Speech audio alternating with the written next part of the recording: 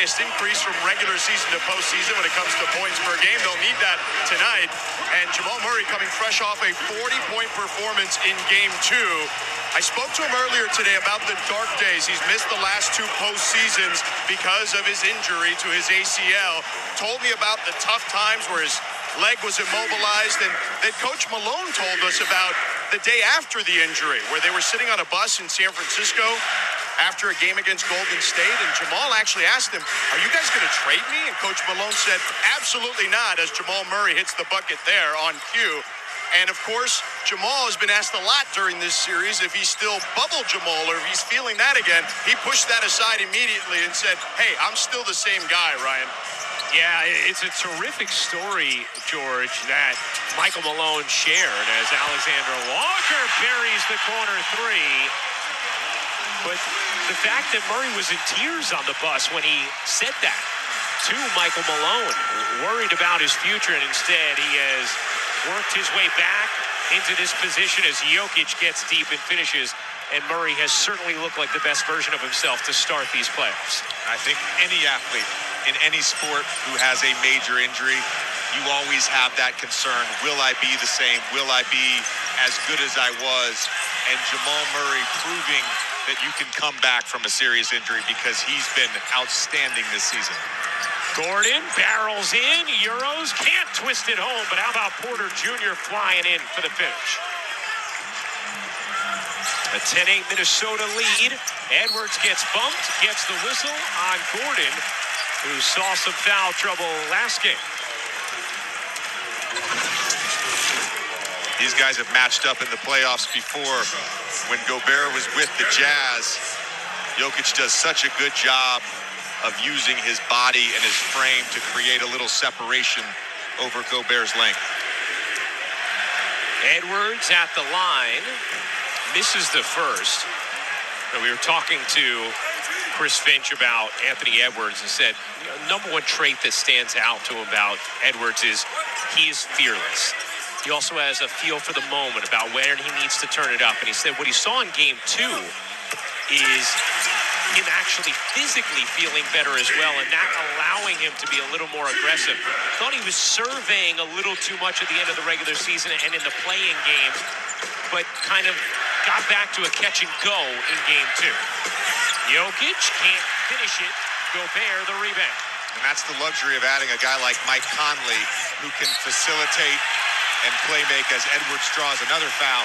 Anthony Edwards can go out there and be a scorer and be aggressive and have that score-first mentality. Edwards gets right back to the line.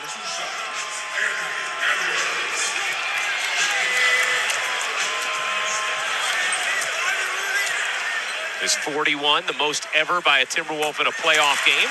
Let's take a look at the upcoming playoff schedule. A pair of Game 4s start tomorrow, 1 Eastern on TNT with the Sixers and the Nets. Sixers will be without Joel Embiid, followed by Suns, Clippers without Kawhi. Then it's 2 Game 3s on ESPN, Bucks Heat at 7:30, Grizzlies, Lakers to cap off the night. For more on these games, please go to NBA.com and visit the NBA app.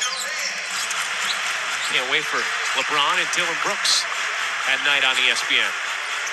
That should be fun. Did you see Kendrick Perkins' clip of him pouring honey on a shirtless photo I did. of Dylan Brooks? I did. I love Perkins. That was tremendous. Little added theater. And I think LeBron today said something to the effect of, I just want to make it about the basketball. There you go. 2-0 series edge for Denver. Here's Murray with some space, way off the mark on that 3, and Conley the rebound. Conley right back into the arms of Edwards. He will fire, and hit.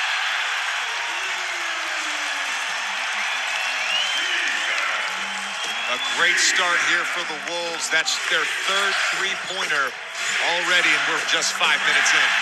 And now a turnover. Here comes Edwards. Wants it again. No. Gobert trying to bat it alive. Jokic would have none of it. Great flick ahead. And Caldwell Pope surges in for 2. And transition offense has been such a key component of the Nuggets' success in this series. And a A lot of that has to do with the fact that Jokic gets those rebounds and makes excellent outlet passes. Alexander Walker leaves it short. Porter Jr. the rebound. Yeah, Chris Finch talked about having to just shoot at a higher percentage to avoid that. As Gobert denies Jokic. But it'll count a goaltend. Caught it on the way down.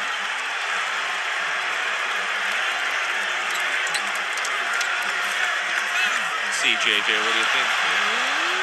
Yeah, starting to come down. Just below the apex. I think that's an accurate geometric description of what transpired there. Minnesota's bench, not so much. Charged up atmosphere at Target Center. Towns being hugged by Gordon. Now trying to give it back to him.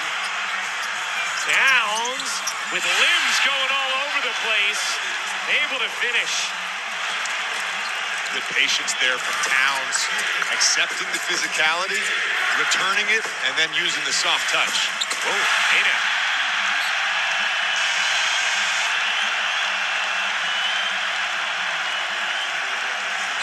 This is the guy that's got to get going for the Timberwolves. Have struggled through 2 games, but they're using the step through to score.